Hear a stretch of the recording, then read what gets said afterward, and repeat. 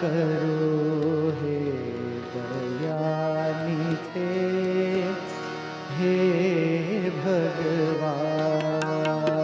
दया करो हे दयानिधे, हे भगवान। दया करो हे दयानिधे, हे भगवान। दया करो हे दयानिधे, हे भगवान। तन मन धन सब चरण तुम्हारे, तन मन धन सब चरण तुम्हारे।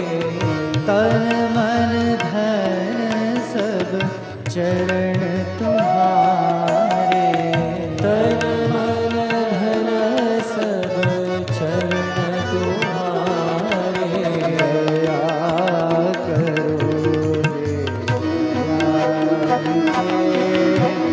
हे भगवान।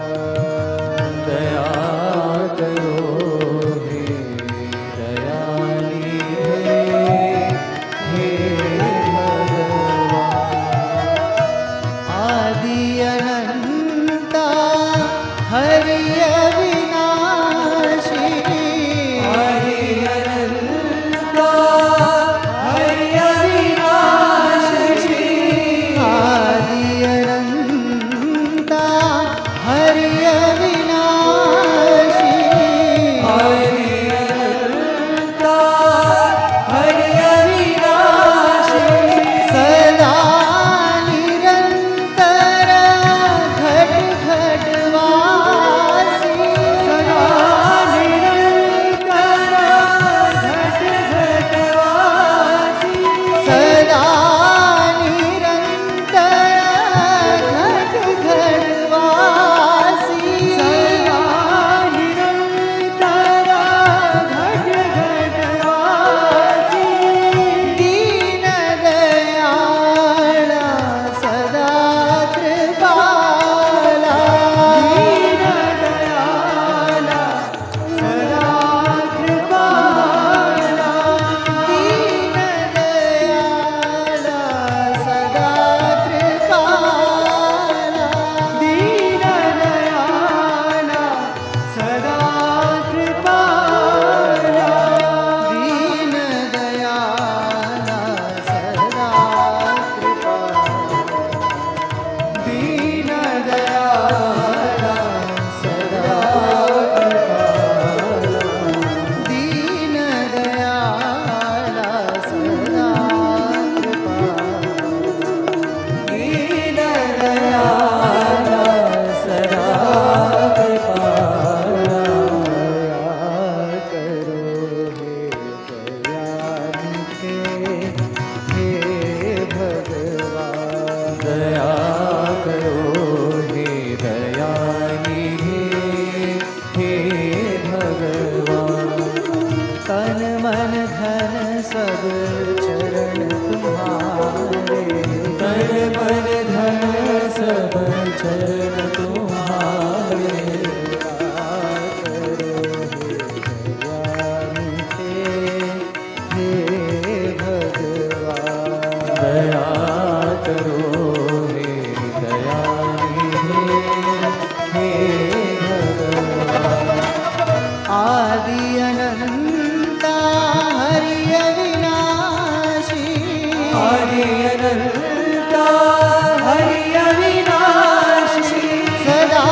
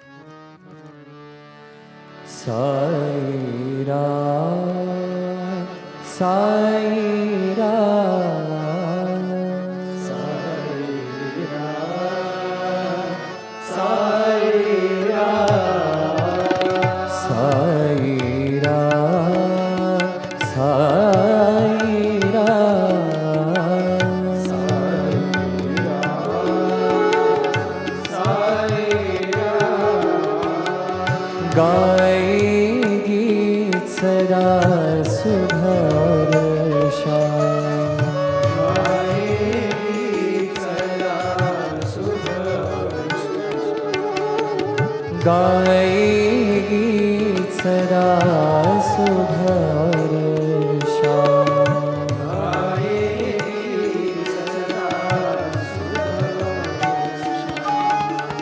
हर एक पल में हर एक क्षण में हर एक पल में हर एक क्षण में हर एक पल में हर एक क्षण में हर एक पल में हर एक क्षण में भजे हम सदा तेरो नाम भजे हम सदा तेरो नाम भजे हम सदा तेरो नाम भजे हम सदा तेरो नाम गाएगी सदा सुधार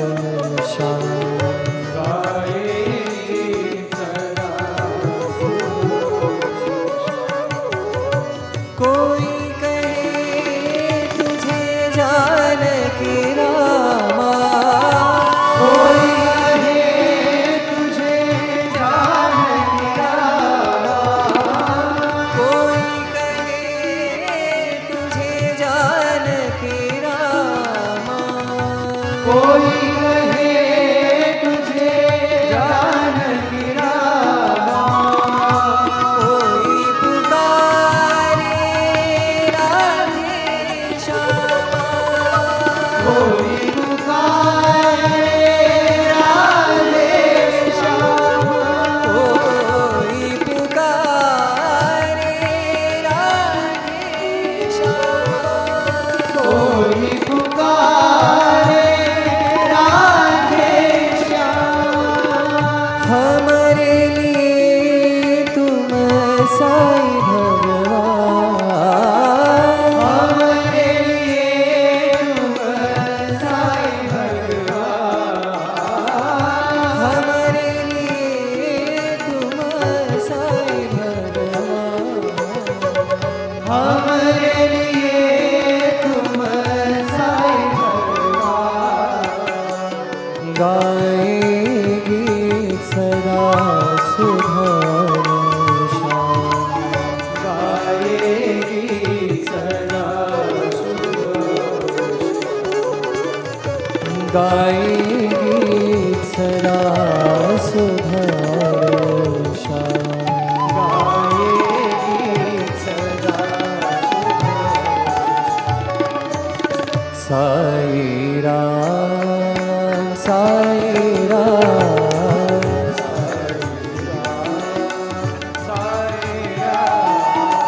गाएगी सदा सुधार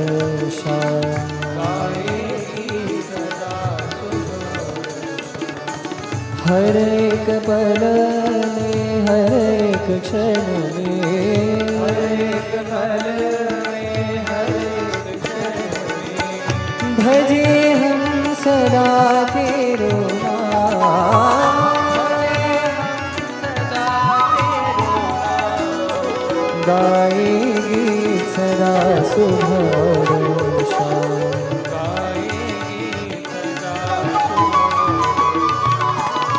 कोई कहे तुझे जानकी रामा कोई कहे तुझे जानकी रामा कोई पुकारे राधे श्यामा कोई पुकारे राधे श्यामा हमारे लिए तुम साई भगवान हमारे लिए तुम साई भगवान गाएगी सदा सुधार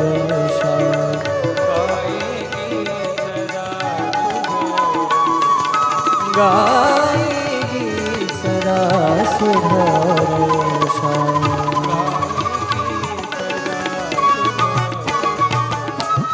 साई राम साई राम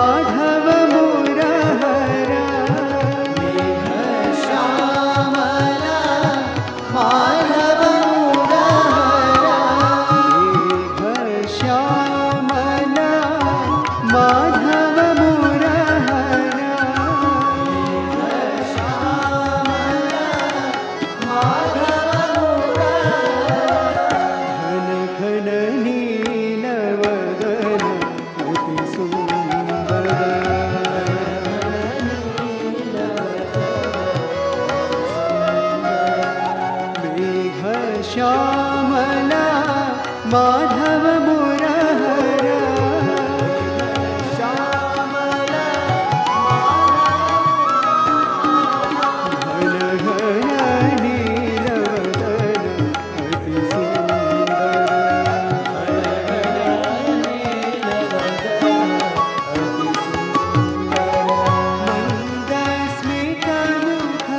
राधा मनोहर स्मितमुख राधा मनोहर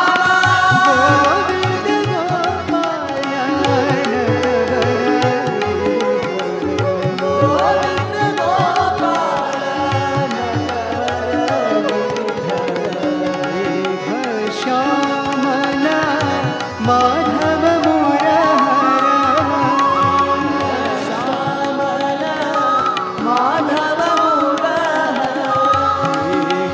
श्यामला माधव मुरहर श्यामला माधव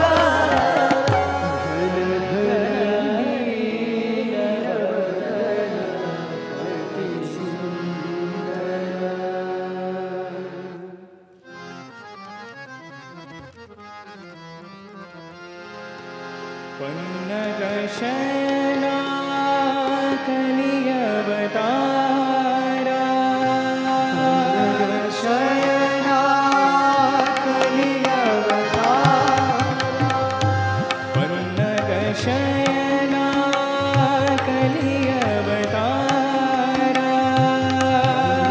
शयना कलियवतारा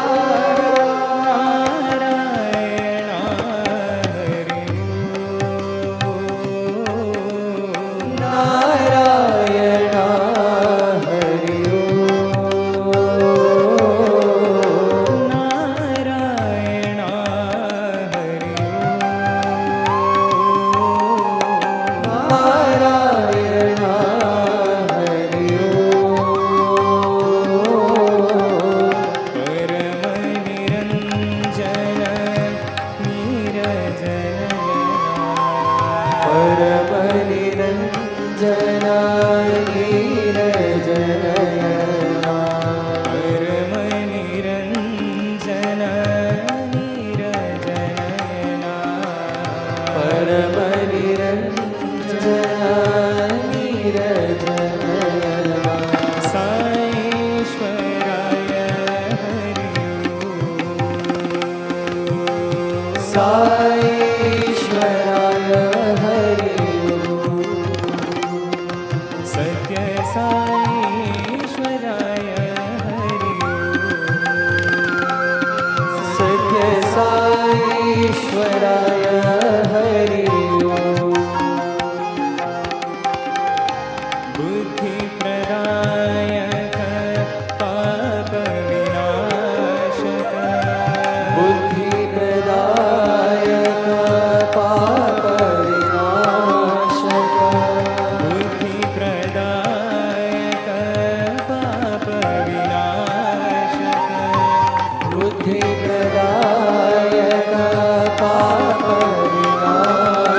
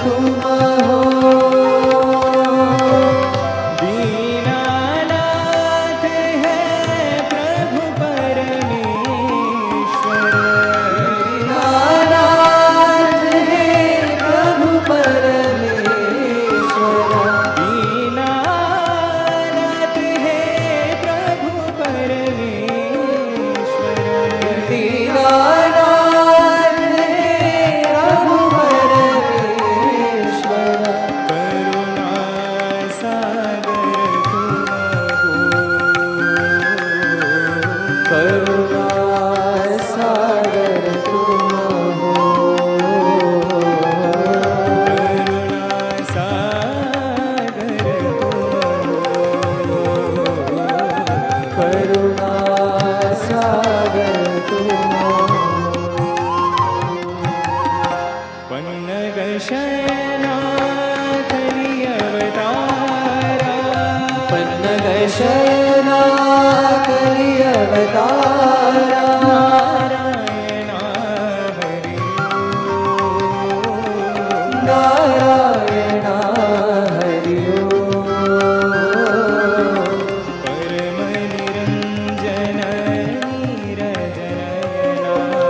परम निरंजन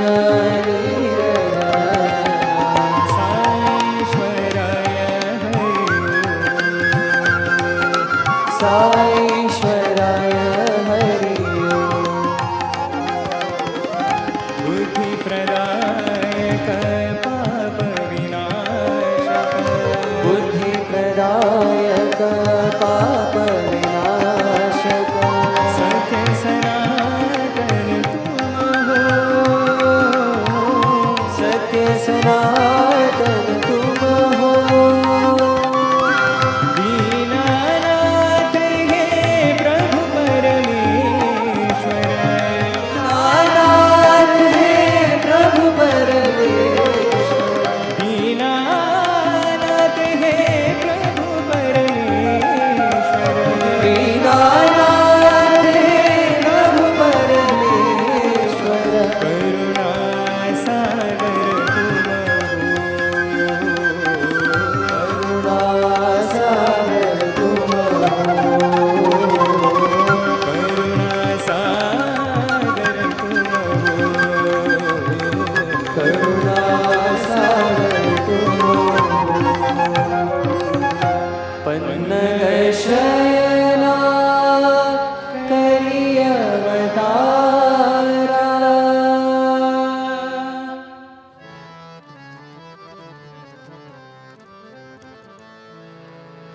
देवी भवानी जगत जननी देवी भवानी जगत जननी देवी भवानी जगत जननी देवी भवानी जगत जननी मन्दहासिनी आनन्ददायिनी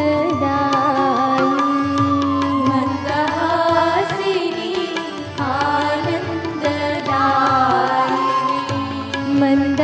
मन्दहासिनी आनन्ददायिनी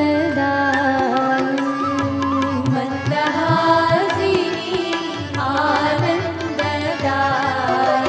देवी भवानी जगत जननी देवी भवानी जगत जननी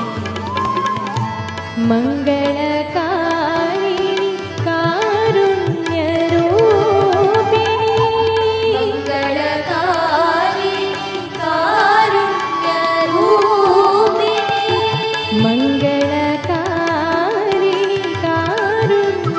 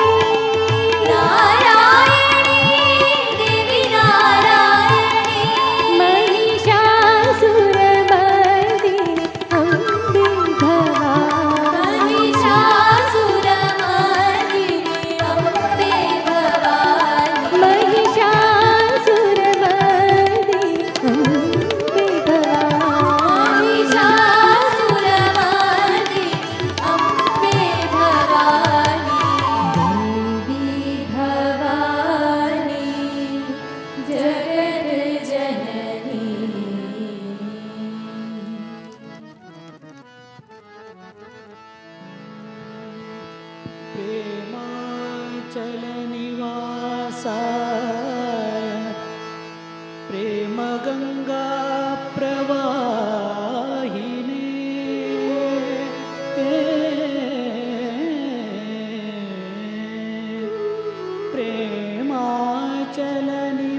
प्रेमाचलनिवासाय प्रेमगङ्गा प्रवाहिने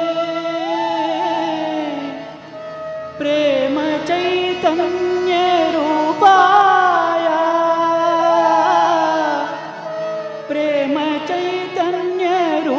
प्रेमचैतन्यरूपाय प्रशान्तिनिलयाय नमः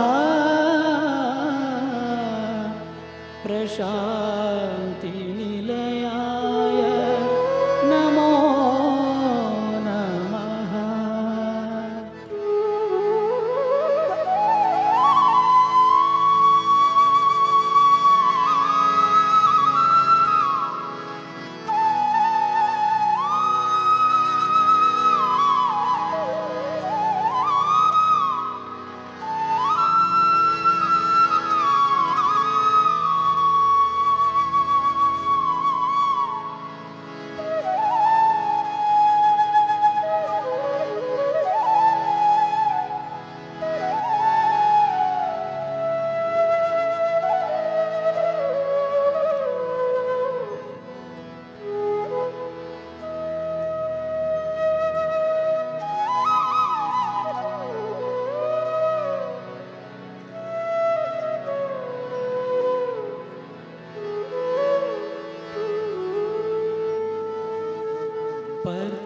पर्तिविहारा पूर्णावतारा पर्तिविहारा पूर्णावतारा पर्तिविहारा पूर्णावतारा पर्तिविहारा पूर्णावतारा साई अवतारा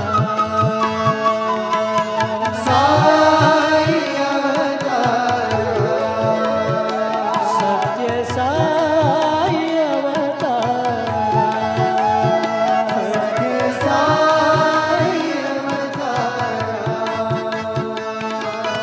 हे देव देवा जगदीश देवा हे देव देवा जगदीश देवा देव देवा जगदीश देवा देव देवा जगदीश देवा वेदागम सारा वेदागम सारा वेदागम सारा वेदागम सारा सत्य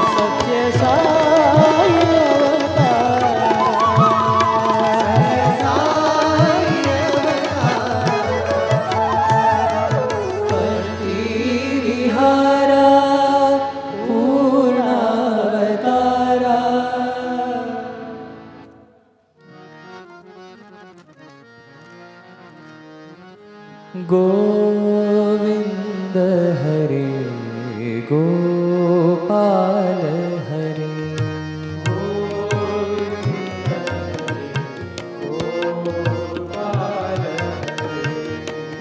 गोविन्द हरे गोपाल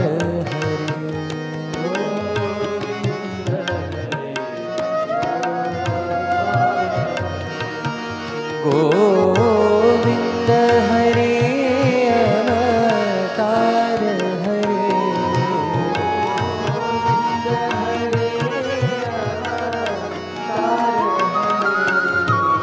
गोविन्द हरे अवतार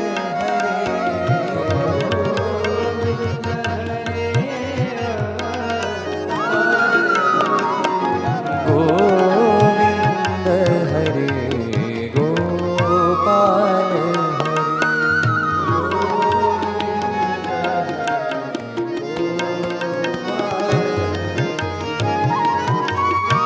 त्रेता में सीता राम बने त्रेता में सीता राम त्रेता में सीता राम बने त्रेता में सीता राम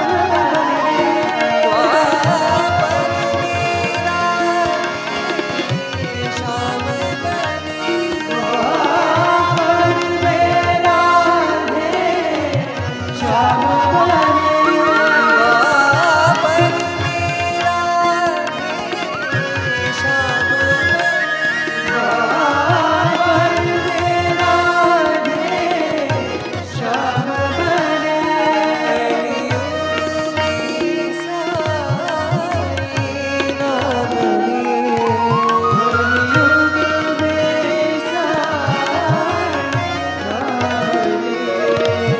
कलियुग में साई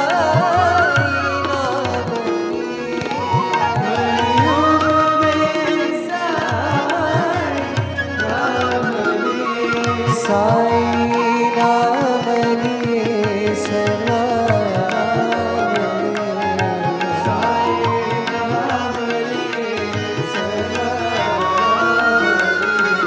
साई नाम लिए साई नाम लिए सर्वनाम गोविन्द हरे गोपाल हरे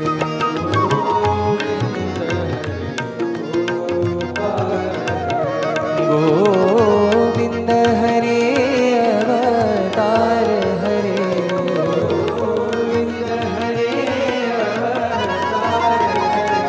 गोविन्द हरे गोपाल हरे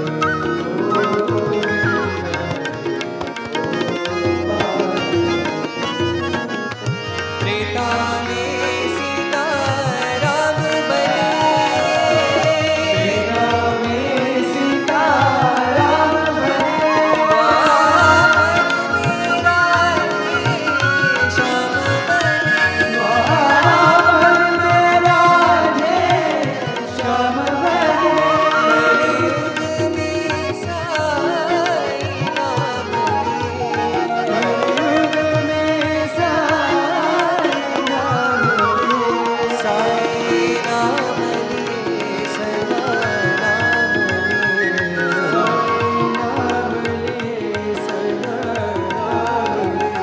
साई नाम लिए सर्वनाम साई नाम लिए सर्वनाम गोविन्द हरे गोपाल हरे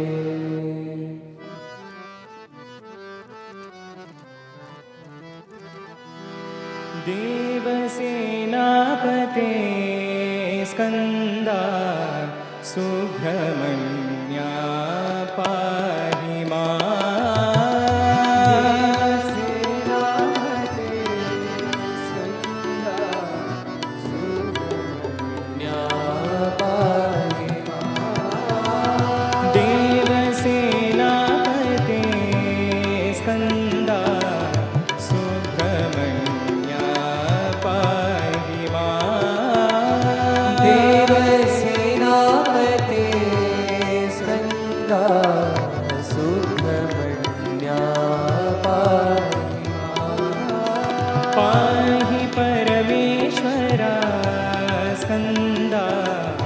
सुब्रह्मण्या पाहि मां पाहि परमेश्वरा स्कंदा सुब्रह्मण्या पाहि परमेश्वरा स्कंदा सुब्रह्मण्या पाहि मां पाहि परमेश्वरा स्कंदा सुब्रह्मण्या सुब्रह्मण्या षण्मुखनाथा सुब्रह्मण्या षण्मुखनाथा सुब्रह्मण्या षण्मुखनाथा सुब्रह्मण्या षण्मुखनाथा साईनाथा करुणा सिंधो साईनाथा करुणा सिंधो साईनाथा करुणा सिंधो साईनाथा करुणा सिंधो पाहि परमेश्वरा स्कंदा सुब्रह्मण्या पाहि मां पाहि परमेश्वरा स्कंदा सुब्रह्मण्या पाहि परमेश्वरा स्कंदा सुब्रह्मण्या पाहि मां पाहि परमेश्वरा स्कंदा सुब्रह्मण्या देवसेनापते स्कंदा सुब्रह्मण्या पाहि मां देवसेनापते स्कंदा सुब्रह्मण्या पाहि पाहि परमेश्वरा स्कंदा सुब्रह्मण्या पाहि मां पाहि परमेश्वरा स्कंदा सुब्रह्मण्या सुब्रह्मण्या षण्मुखनाथा सुब्रह्मण्या षण्मुखनाथा साईनाथा करुणा सिंधो साईनाथा करुणा सिंधो पाहि परमेश्वरा स्कंदा सुब्रह्मण्या पाहि मां पाहि परमेश्वरा स्कंदा सुब्रह्मण्या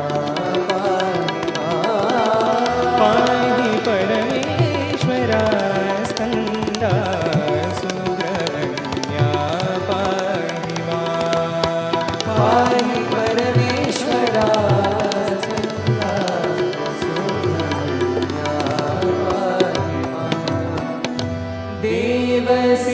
देवसेनापते स्कंदा सुब्रह्मण्या पाहि मां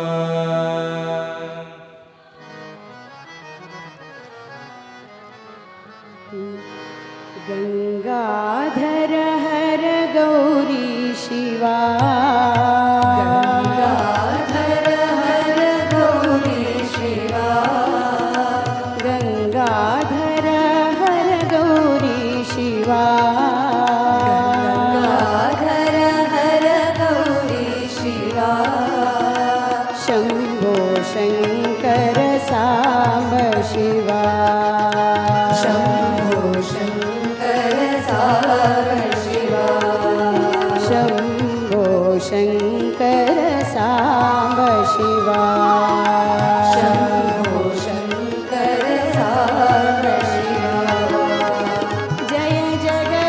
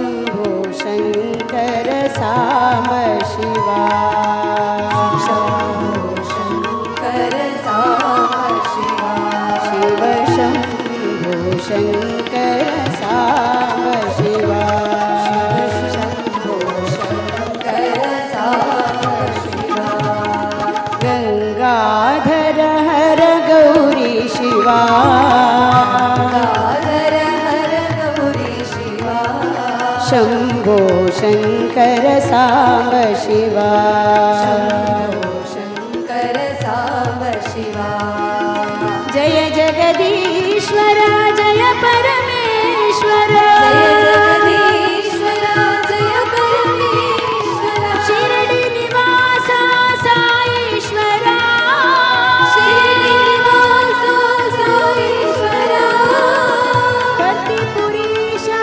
साईश्वरा पतिपुरीशा साईश्वरा जगदोद्धारा साईश्वरा जगदोद्धारा साईश्वरा शंभो शंकर सांब शिवा शंभो शंकर सांब शिवा शिव शंभो शंकर सांब शिवा शंभो शंकर सांब शिवा गंगाधर हर गौरी शिवा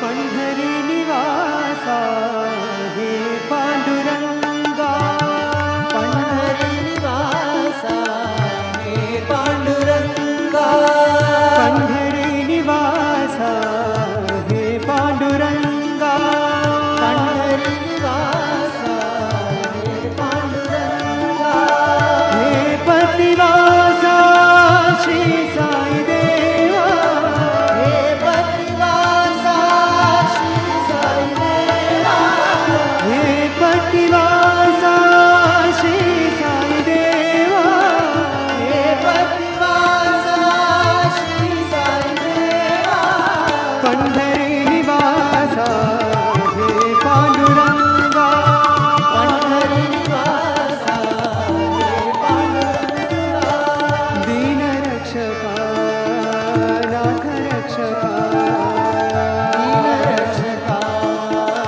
नाथ रक्षका दीन रक्षका नाथ रक्षका दीन रक्षका नाथ रक्षका भक्तवत्सला हे साईश्वरा भक्तवत्सला हे साईश्वरा भक्तवत्सला हे साईश्वरा भक्तवत्सला हे साईश्वरा भक्तवत्सला हे साईश्वरा भक्तवत्सला हे साईश्वरा भक्तवत्सला हे साईश्वरा भक्तवत्सला हे साईश्वरा पंढरी निवासा हे पांडुरंगा पंढरी निवासा हे पांडुरंगा हे पतिवासा श्री साई देवा हे पतिवासा श्री साई देवा पंढरी निवासा हे Panduranga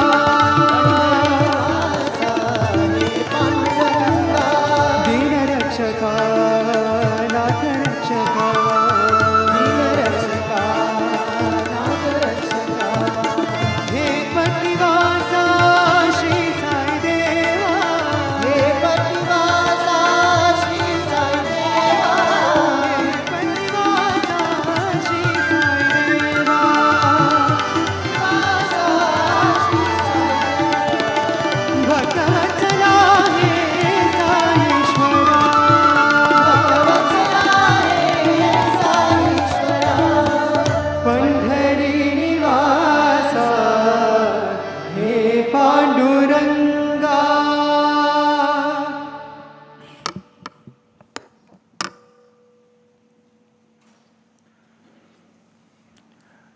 Om Shri Sai Ram. I offer my loving and grateful pranams to Sadguru Shri Madhusudan Sai, revered elders, esteemed guests, students from various campuses, and my dear sisters and brothers seated in this august assembly, and those joining us live from around the world. A loving Sai Ram on this beautiful and auspicious evening of day 2 of Sharan Navaratri. The Vedic chants from the homas have been suffusing the environs of this hallowed ashram with such divine vibrations and spiritual splendor, and we have been soaking in the sannidhi of our beloved Sadguru and in the bliss of our Divine Mother. What a great blessing. Om Devi Brahmacharinyai Namaha. Today, on the second day of the auspicious Navaratri, we worship the Mother as Ma Brahmacharini Devi. She is depicted with having a japamala on her left hand and a kamandalu on her right, walking barefooted and engaged in intense tapasya to obtain Lord Shiva, who is none other than the embodiment of the Supreme Self. She symbolizes the one-pointed focus on attaining the Self when nothing else matters other than the merger with the Divine. Let us seek her blessings for our own spiritual journey and commence this evening's proceedings with Vedic invocation by the girl interns of the Vedic Studies program who will be chanting the Shraddha Suktam.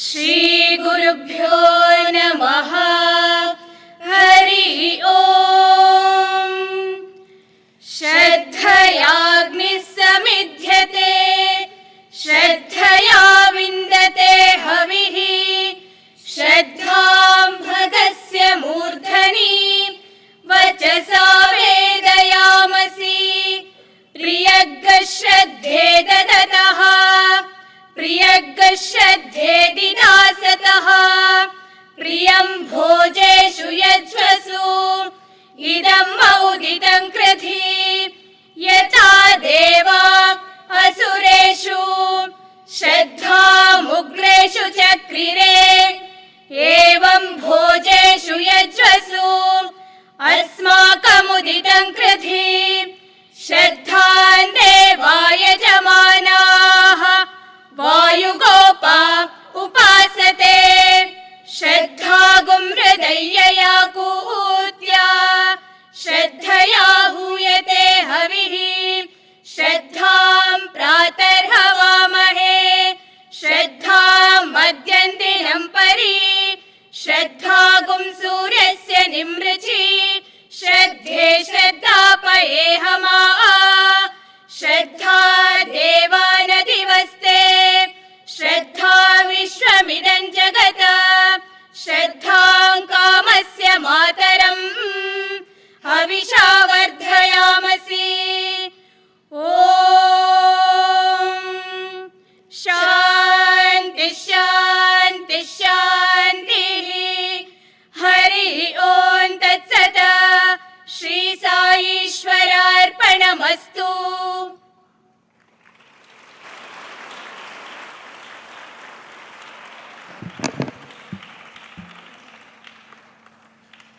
This morning's proceedings began with the priests performing the Pavamana Homa and Ashlesha Bali Puja. An elaborate Sarpa Mandalam was also drawn with 86 lamps, symbolizing the 8 Naga families along with various devatas. After Purnahuti, while speaking on the significance of the homas, one of the priests elaborated that Pavamana is that which purifies. Through the story of King Ambarish, he highlighted the importance of devotion to God and said by performing this homa with devotion to Lord Vishnu, all the sins committed by us unknowingly are gone. They can be negated. He then spoke of the significance of the Ashlesha Bali Puja. He said that through the performance of this puja, all the sins carried forward from our previous births can also be removed. After Durga Arti was offered, Brother Shubhojit from Kolkata expressed his gratitude on behalf of his whole group for having the opportunity of organizing the Durga Puja and protecting them during the troubled times of the cyclone Amphan. Swami, in his divine message, shared that while the Divine Mother is engaged in all her work throughout the year, this is the time during Navaratri when she comes home and blesses us. It is like homecoming of a family member, and this is how the people in Bengal revere Mother as one of their own family and deck up their homes, dress up well, and celebrate this festival. He blessed the entire team for the elaborate arrangements and for allowing us all to experience and enjoy Durga Puja festivities in traditional Bengali style here in Sathya Sai Grama. This afternoon, Lalita Sahasranama Kumkuma Archana and Chandi Parayana also took place at the Yagashala. The orientation for the postgraduate DNB program continued today as well at the Sri Madhusudan Sai Institute of Medical Sciences and Research. Dr. Satish Babu first addressed all the students. He shared about his personal journey and advised the students that by aligning ourselves with Sadhguru's vision, we can achieve both personal growth as well as institutional progress. 4 DNB students also shared their thoughts, appreciating the value of this institution and how it is a golden opportunity for them to learn and grow. Sadhguru expressed his happiness that this medical college today is offering both MBBS and DNB programs. He remarked that each of the student has been handpicked, and that is why they are here today. In our hospital, the doctor is God, the patient is considered God, and whoever comes to this hospital is verily divine. That is the way one must develop spiritual connection with patients and everyone who works in the hospital. Bharata is a land of spiritual dhiras, where great spiritual masters have taken birth for the upliftment and protection of dharma. Jagat Guru Sri Adi Shankaracharya is one such, who left an indelible mark on the landscape of spiritual and philosophical thought with his profound writings and teachings on Advaita Vedanta. Among his many celebrated works, Saundarya Lahari stands as a testament to his deep devotion and profound understanding of the divine feminine energy, Shakti. Saundarya Lahari comprises a total of 100 verses, each of which reflects a unique facet of the cosmic beauty and power of the Mother Goddess Mahatripura Sundari. The hymns are divided into 2 parts. The first 41 verses deal with the Nirguna and the remaining 59 with the Saguna aspect of God. Today, we will embark on a journey into the enchanting world of Saundarya Lahari. And speaking to us on this exquisite spiritual treatise is Sri Keshava Prasad, who has devoted his life to the study of this great scripture. Sri Keshava Prasad, who is a native of Bangalore, began his spiritual journey with a strong foundation in Samskrita under the guidance of eminent scholars. However, it was his early initiation into Adi Shankara's Saundarya Lahari, which occurred when he was mere 3 years old, that set the stage for his deep spiritual connection. Blessed by the direct initiation of Kundalini awakening and Sri Vidya by Bhagavati Sri Lalita Parameshwari herself, Sri Keshava embarked on a spiritual quest that led him to profound understanding of the divine. His remarkable journey culminated in a detailed treatise on Saundarya Lahari as guided by the Divine Mother, which took over a decade to research and develop.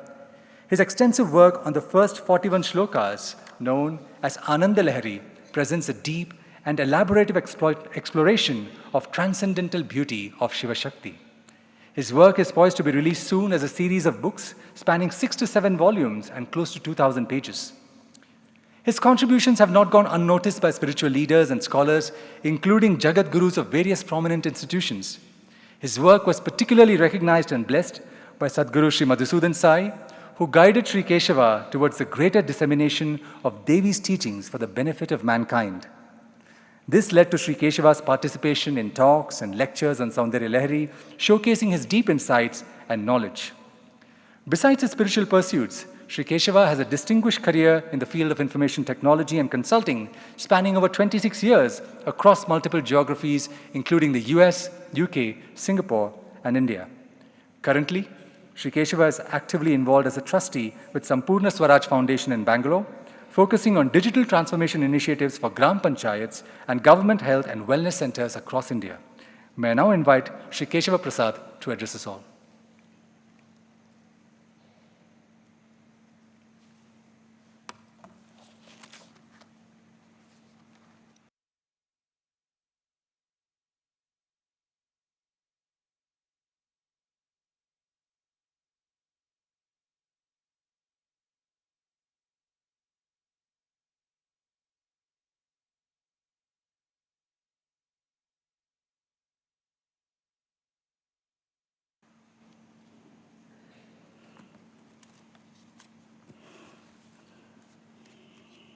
Om Shri Sai Ram and Namaskara.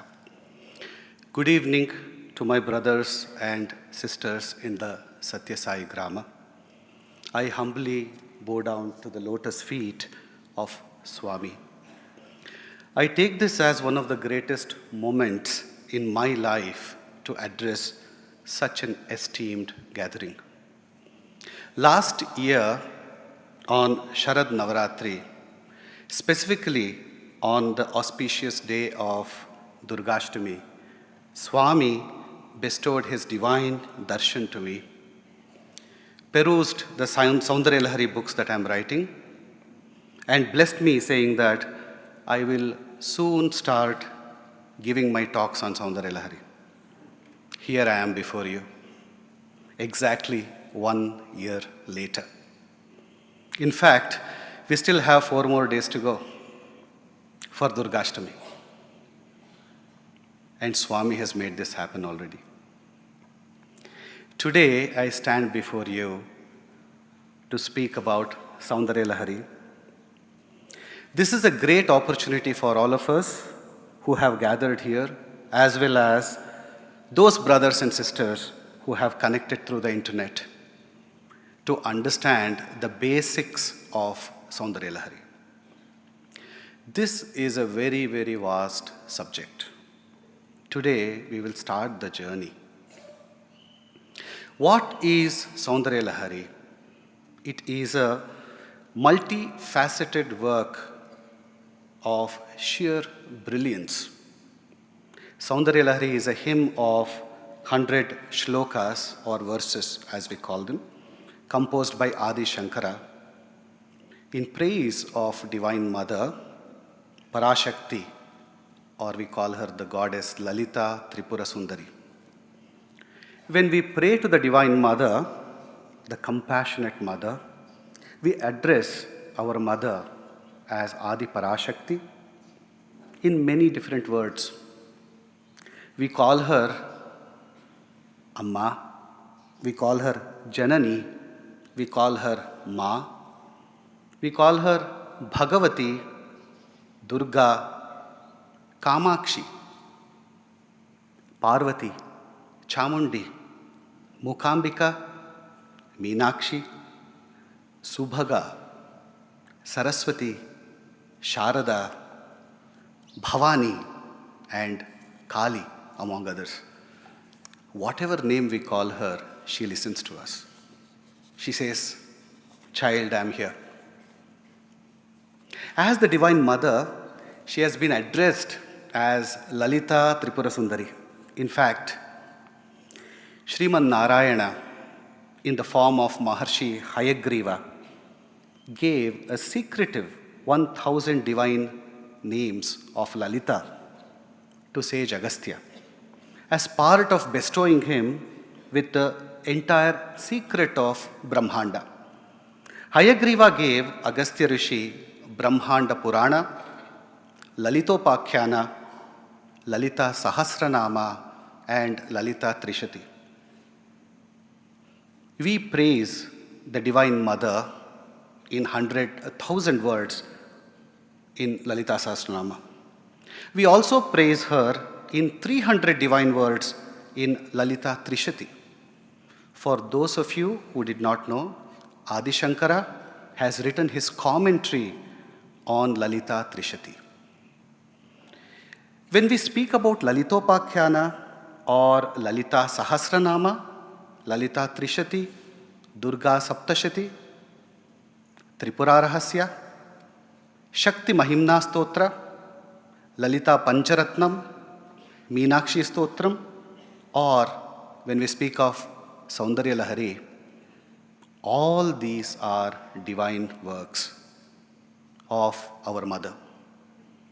All these works are in the praise of our divine, compassionate mother. Let us go to understand a little bit about the author of Saundarya Lahari. He is none other than our Adi Shankara. We all know him as the Pujya Shankara Bhagavat Pada.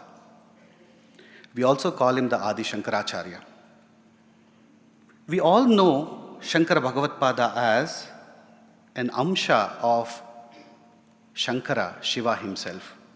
We all know him as a sannyasi who was Ajanma Brahmachari. We know him as a Bala sannyasi who took sannyasa at the tender age of 5 and who dedicated his entire life to the reintegration of Sanathana Dharma, traveling multiple times across India in a short span of 32 years that he spent on earth. We all know him as one of the greatest prolific Vedantic and Advaitic scholar the world has ever seen. We know him as Shanmata Pratishtapaka, the one who brought alignment to multiple sects of worship at that time, called as the Shaiva, Shakta, Vaishnava, Saura, Ganapata, and Kaumara. We know Adi Shankara as one who wrote his prolific commentaries called as Prasthanatraya, meaning the commentaries on 10 principal Upanishads, the Brahma Sutra, and the great Bhagavad Gita. Adi Shankara recognized that not everyone at this time could understand the deeper meanings embedded in the Upanishads and the Brahma Sutras. These deal with Parabrahma Tattva, the Nirguna Parabrahman. Even his commentaries on Upanishads and Brahma Sutras were not easy to comprehend at that time. Gnana Marga has never been easy. This is for a very few who have dedicated their life to this Gnana Marga. For those like most of us, the 95% of all of us, who mostly are in Bhakti Marga and in some kind of mixed Marga of Bhakti and Gnana, Adi Shankara also gave us the vast treasure trove of stotras and stutis. That too, for all the Shanmata, all the 6 matas. Adi Shankara composed stotras and stutis for all of them. For the Shaivas, the people who want to know the Parabrahman through their devotional path of worshipping Shiva, through Shiva Stotras. The Shaktas, the people who want to know Parabrahman through their devotional path of worshipping Devi. The Vaishnavas, people who want to know Parabrahman through their devotional path worshipping Vishnu and his 10 avatars. Similarly, for Ganapata and Kaumaras as well. Whichever god Adi Shankara composed his stuti on, the underlying message that he emphasized to us is this: whichever God we pray to, finally it goes to the Parabrahma Tattva, which is the underlying principle of everything. This is the Parama consciousness. Sarvadeva Namaskaram Parabrahma Tattvam Pratigacchati. Now let us come back to Saundarya Lahari. Adi Shankara has composed the sacred hymn of 100 shlokas where he speaks about the Parabrahma Tattva. Here he addresses Parabrahma Tattva as the sacred father and sacred mother, who is the origin of the entire cosmos, the Brahmanda. In Saundarya Lahari, we see Parabrahma Tattva as Shiva, the sacred father of the entire cosmos. We call it the Brahmanda, we call it the universe, we call it the Vishwa, also we call it the Prapancha. At the same time, we see Parabrahma Tattva as the Shakti, the supreme compassionate mother, the sacred mother of the universe. More importantly, we see Parabrahma Tattva as the union of Shiva and Shakti. We call this as the Shiva Shakti Aikya. Here, Shiva and Shakti both are same, which means there is no difference between both of them. They are one and the same. That's why they are called as Sama. They are Samana. There is Samata Bhava between them. There is Samanata between them. There is Samya. That is the reason they are called as Samaya. Shiva is called as Samaya and Shakti is called as Samaya. The worship of Shiva Shakti in the Samaya Marga as Samaya and Samaya is called Samayachara in Sri Vidya Marga. There is both Aikyate and Samanata between them, meaning they are in Aikya Sthiti. Shiva Shaktya Yukto Yadi Bhavati Shakta Prabhavitum. That is what this says. They are in Aikya Sthiti. They together are called as Parabrahma Tattva. They both are the same principle. Whether we call her Shakti or whether we call him Shiva, we are speaking about the same principle. This is the Advaita substratum principle on which Adi Shankara has based his Saundarya Lahari work. Among all the stotras, Adi Shankara has composed 2 stotras for the Parabrahma Tattva, one from the perspective of Shiva, another from the perspective of Shakti. The first one is called Shivananda Lahari, where he has composed 100 verses about Parabrahma Tattva, where he relates to Parabrahma Tattva as Shiva.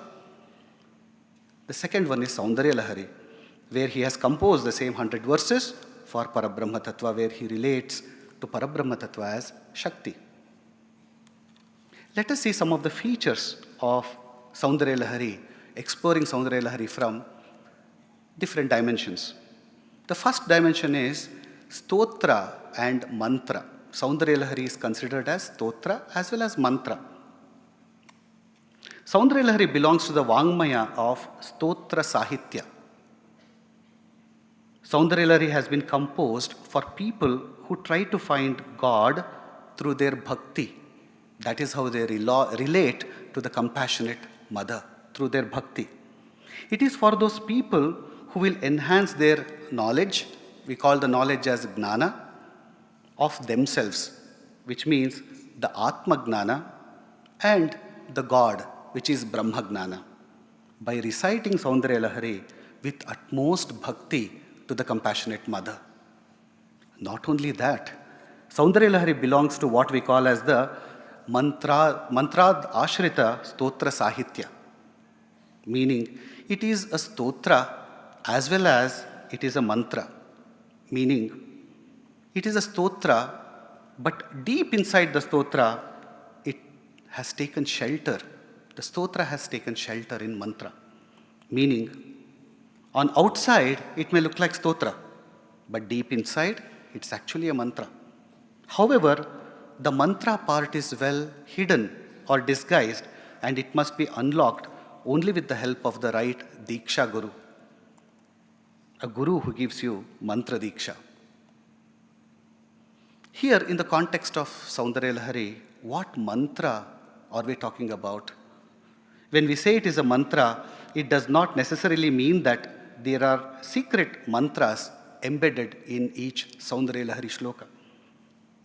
And when we unlock it and chant each verse 1,000 times, we get some phala. It's not that. In most books that you may see in Saundarya Lahari, you see this. My humble suggestion, please ignore the phala and the yantra prayogas when you actually read Saundarya Lahari books. Actually, Adi Shankara never wrote this phala or yantra prayoga for each shloka.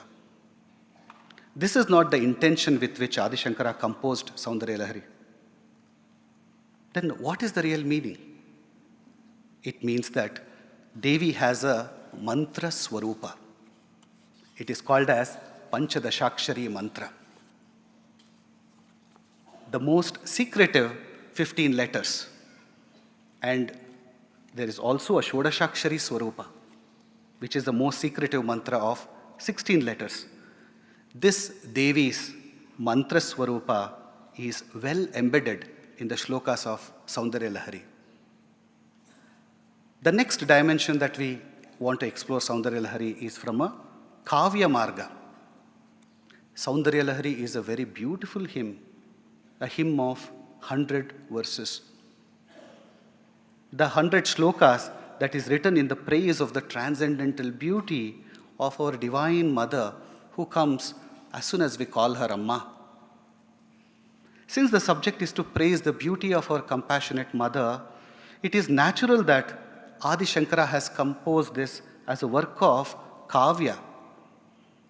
Most shlokas employ one or more kavya alankaras.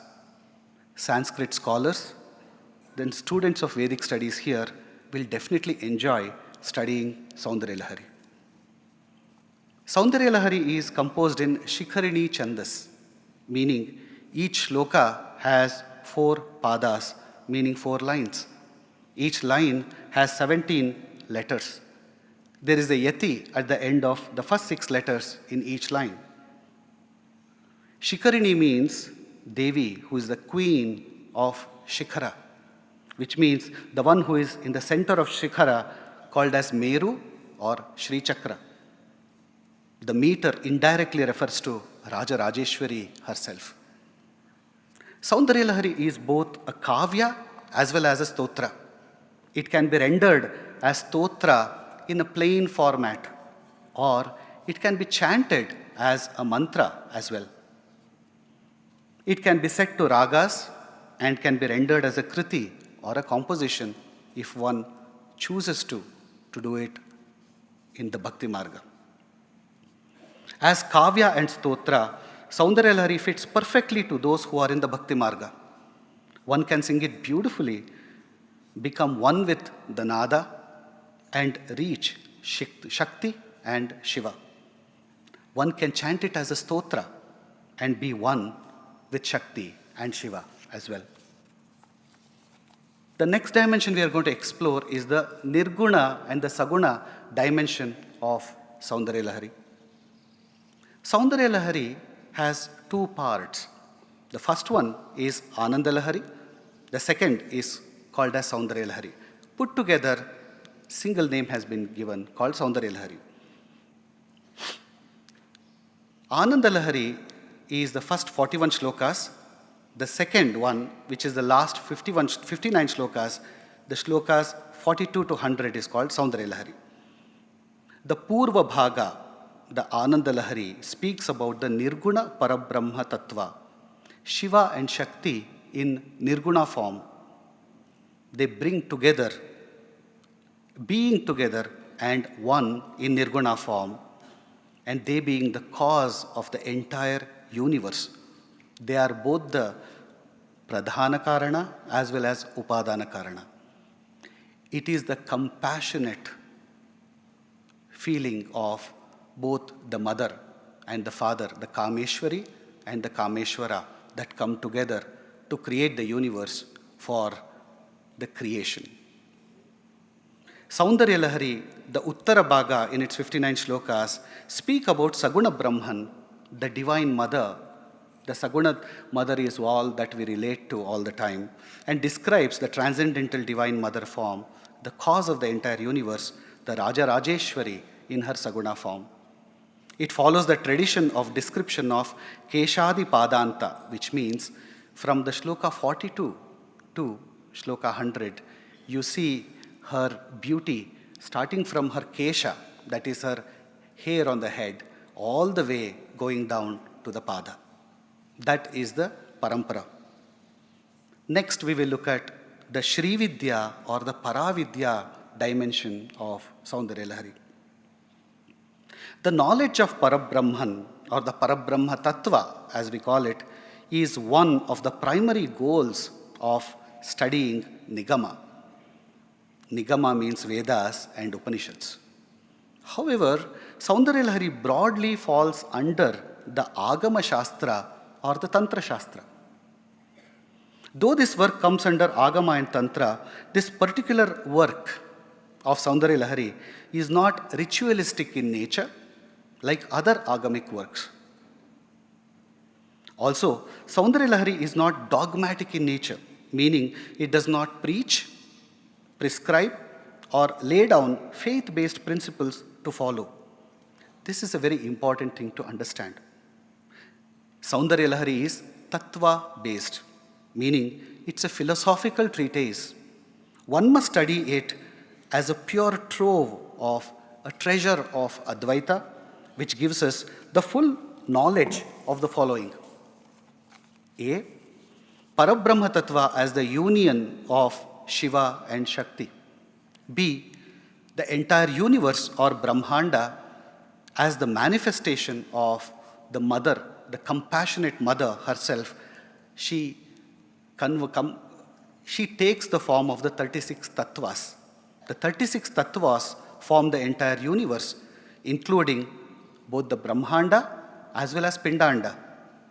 These 36 tattvas include, but not limited to, the Hiranyagarbha Tattva or the Mahat or the Purusha Tattva, Prakriti Tattva, Maya Tattva, Jiva Tattva, Pancha Kanchukas, Buddhi, Manas, Ahankara, which forms the Antakarana, Pancha Gnanendriyas, Pancha Karmendriyas, Pancha Tanmatras, Pancha Bhutas, among others.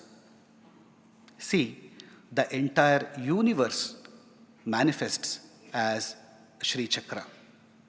D.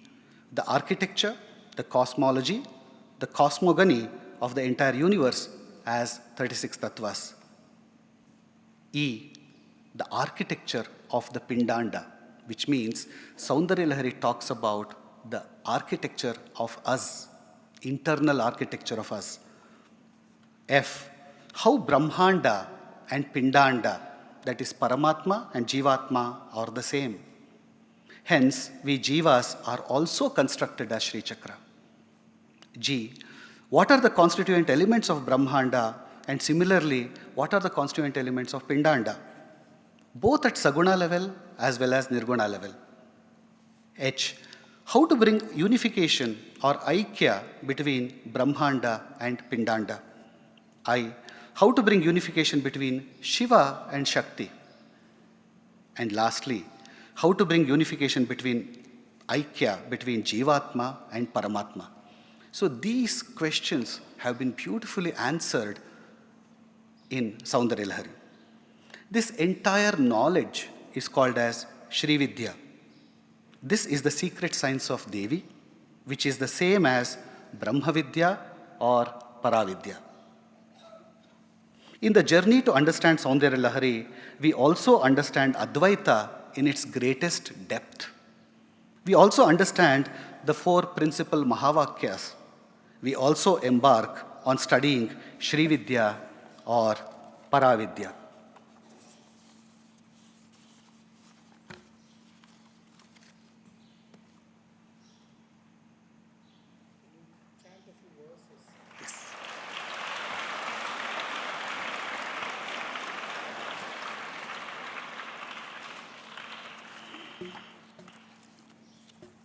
Yes. I'll chant a few verses. The first shloka of Saundarya Lahari is very important. It talks about Devi's supreme power and sadhaka's unworthiness to offer her praise and reverence. It says, Shiva Shaktya Yukto Yadi Bhavati Shaktaha Prabhavitum Nache Devam Devo Nakhalu Kushalaha Spanditumapi Atastvam Aradhyam Harihara Virincha Dhibirapi Pranantum Stotumva Katham Akruta Punyaha Prabhavati. In the first shloka of Saundarya Lahari, this is an important shloka, so I will explain a little bit the context on which Adi Shankara is saying this. In the first shloka of Saundarya Lahari, Adi Shankara pays tribute to the merciful and compassionate Lord Paramashiva and his wife, the merciful Bhagavati Shri Lalita Tripura Sundari, by beginning the shloka with the word Shiva. The shloka starts with the word Shiva. Shiva means auspiciousness or Mangala. Thus, following the tradition of beginning any work with the Mangala shloka. The Parabrahman and Shiva Shakti both are the same. Although Saundarya Lahari upholds the glory and transcendental beauty of Shakti, it unequivocally also advocates Shiva Shakti's harmony, equality, oneness, and inseparable relationship. While Saundarya Lahari glorifies Shakti, one should not be misled that Saundarya Lahari diminishes the role of Shiva. Saundarya Lahari, though keeps focus on Shakti, it does not move away from the principle that there is no Shakti without Shiva, and without Shakti, there is no Shiva. Shiva and Shakti represent the Aham and Idam, meaning I and that principle. In the beginning, in the Adi, before the creation, Shiva and Shakti were united together before the creation as Parabrahma Tattva. Brahman becomes or affects itself. It becomes Parinama. It takes the form of Lalita Tripura Sundari, and that actually becomes the whole universe, which means Parabrahma Tattva becomes the whole universe, and the universe we call as Lalita Tripura Sundari. Brahmanda as well as the Lalita Tripura Sundari, both are the same principle. So which means we actually are living within Lalita Tripura Sundari herself. Now the first shloka, the meaning goes this way: O Bhagavati, Shiva, the auspicious one, if only united and endowed with power, the Shakti, he is able to create or manifest the worlds. If he is not, he is unable to even imagine movement. So how can one such as me, without the virtue, meaning one who has not attained direct knowledge from my previous births, bow down or praise, O my goddess, as you are venerated or worshipped by all the three deities of number one, creation, who is Brahma, protection, who is Vishnu, and Shiva, who is destruction. So here Adi Shankara is saying Devi actually not only creates the universe but also creates the Trimurtis herself, which means Brahma, Vishnu, and Rudra actually are created by Devi herself. Devi compassionately creates all three of them and gives them the job of creation, maintenance, and also destruction. Not only that, she's got 5 portfolios. In Lalita Sahasranama, we call her Panchakritya Parayana. That means she's responsible for not only 3 but 5. The first one is Srishti, second is Sthiti, then Laya. The fourth one is Tirodhana, fifth one is Anugraha. We know the first 3. Tirodhana means at the end of annihilation of the entire universe, both Shiva and Shakti take the universe back within themselves. They conceal the whole universe within themselves. And finally, when the time of moksha, so when we say that she conceals everything in herself, for the Brahmanda, the concealment happens in the form of Brahmanda goes into Mahapralaya. Whereas for Pindanda, concealment happens through multiple lives of Jivan Marana. Punarapi Jananam, Punarapi Maranam. So again we come back, right? So Anugraha for Brahmanda means that the Brahmanda takes rebirth, comes back again. Again Shiva Shakti take the form of creation. And for Pindanda, Anugraha actually means moksha. So this Panchakritya Parayana for both Brahmanda as well as Pindanda is a very, very important aspect of Shiva and Shakti. Now I will take another very, very important shloka, which is the shloka 22. It says, Bhavani Tvam Dase Mai Vitara Drushtim Sakaruna Iti Stotum Vanchan Kathayati Bhavani Tvam Itiyaha Tadaiva Tvam Tasmaihi Dishasi Nijasayujya Padavim Mukundair Brahmendra Sputa Makuta Nirajana Vidim. What is the context? Here, the devotee entreats Shakti to bestow compassion. She lets the sadhaka have an ecstatic vision of her and allows him to have an identity with her. What does it mean? We'll just take a moment to reflect on Shloka 22.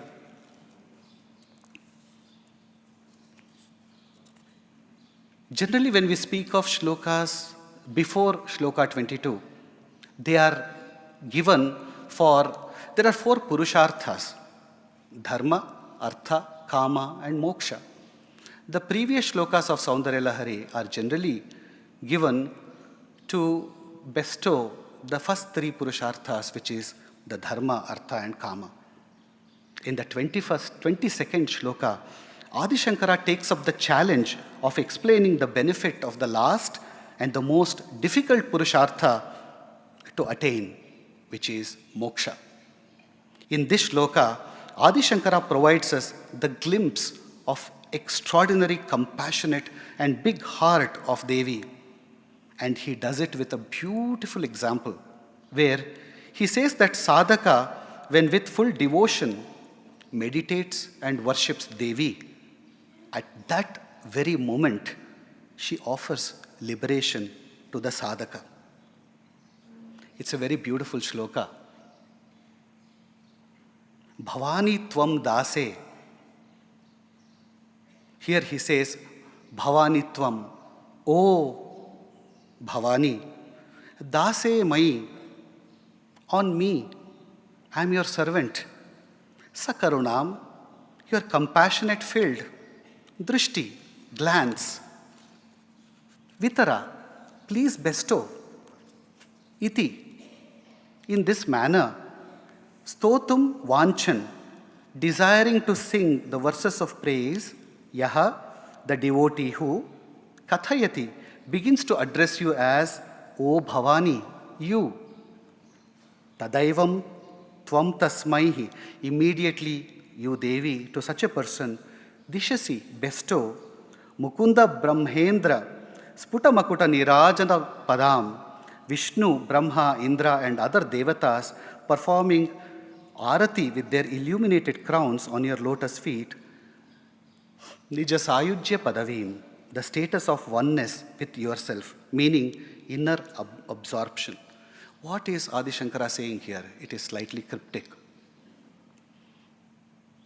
This shloka, Bhavanitvam, 22nd shloka, is attributed as the 5th Mahavakya.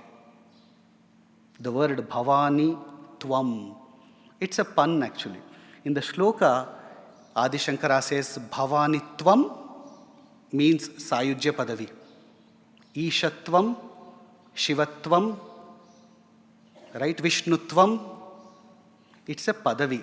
So, Bhavanitva, that means it is a position where it's a mukti position, it's a sayujya position, not only it's a nija sayujya position. So that is bhavanitvam. But the sadhaka in his bhakti to his compassionate mother, what is he asking? He's saying, Bhavani tvam, oh Bhavani, you, please give me one compassionate glance to me. Just show your compassionate glance to me. That's what the bhakta is asking the mother. He's not asking for sayujya. He's not asking for moksha. He's only saying, just give me one compassionate glance. But mother, who is being the compassionate mother, what does she do? What do all our mothers do? Before the child cries, the mother knows that the child wants food. The mother immediately comes to the rescue. She thinks that he is asking Bhavanitva. He is saying Bhavanitvam, whereas she thinks that he is asking Bhavanitva, which is Sayujya Padavi. And before he completes Bhavani Tvam Mai Drishtim sakaruna. That means, O mother, please bestow your compassionate glance on me. That is the full sentence he has to utter in his meditation, in his mind, in his dharakasha.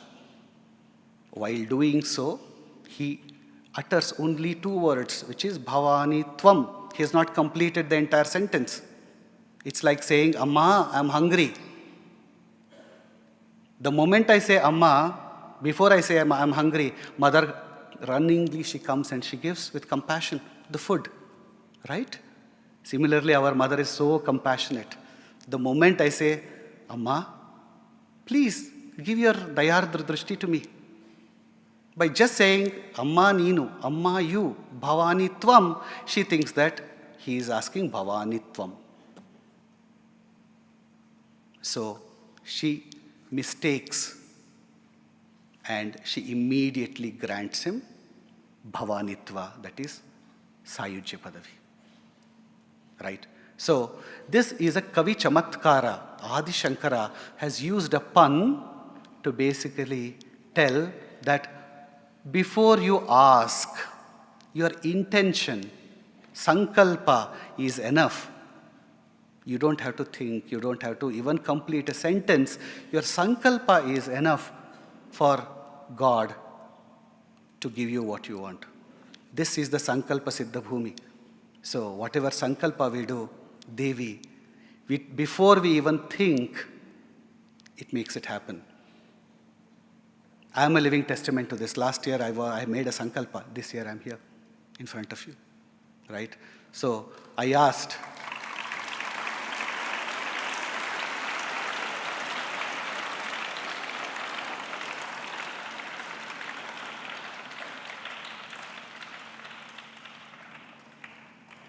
all I had asked Swami was, Swami, please look at me compassionately. One glance, enough. Here I am today. So, but sankalpa with shuddha manas, with bhakti and gnana, paripurnate.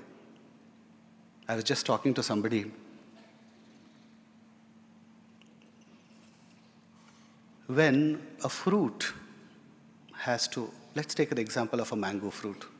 A mango fruit has to ripe. It has to ripe properly. You have to leave it in the tree, mango tree. It ripens very beautifully. But when you pluck the fruit prematurely and ripen it using a powder, then what happens? The taste is different. Similarly, Devi knows, or Parabrahma Tattva knows, which fruit has ripened on the tree. Which fruit actually comes out before its time, right? So the fruit that has ripened both from the Bhakti Marga and Gnana Marga together. That fruit which has ripened from the Bhakti and Gnana together is left on the tree to ripen perfectly and fall by itself. This place is one such mango tree where children come at 6th standard. They are allowed to ripen naturally with both bhakti and gnana, and they fall very beautifully from the tree. No pesticides, no insecticides, no artificial harvesting. When they fall from the tree, they are used for the purpose of enrichment of the humankind. So, this is what is my takeaway from today's talk. So, I am filled with so much gratitude. I have no words to speak. So, I am filled with total devotion and total enchantment of this place. Sai Ram.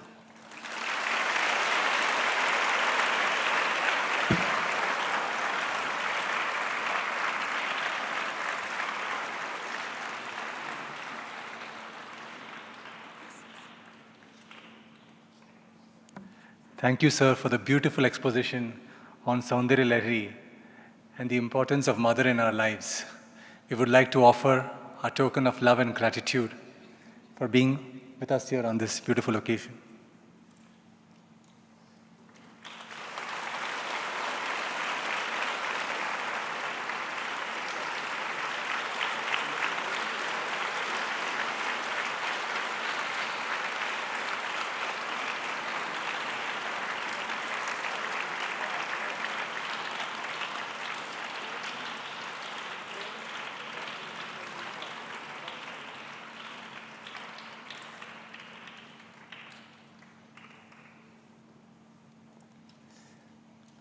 On behalf of us all, I pray to our beloved Sadguru to bless us with his divine message.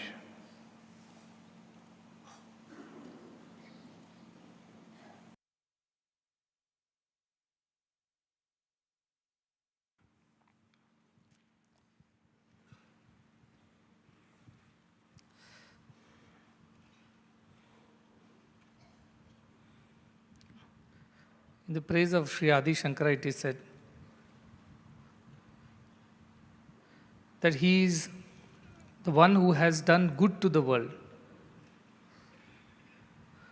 Shruti Smriti Purananam Alayam Tava Karunalayam Namami Bhagavad Padam Shankaram Loka Shankaram. He is the very embodiment of all the wisdom contained in our Shrutis, Smritis and Puranas. And this Bhagavad Pada is to be worshipped again and again because he does good to the world. Sham karoti iti Shankaraha.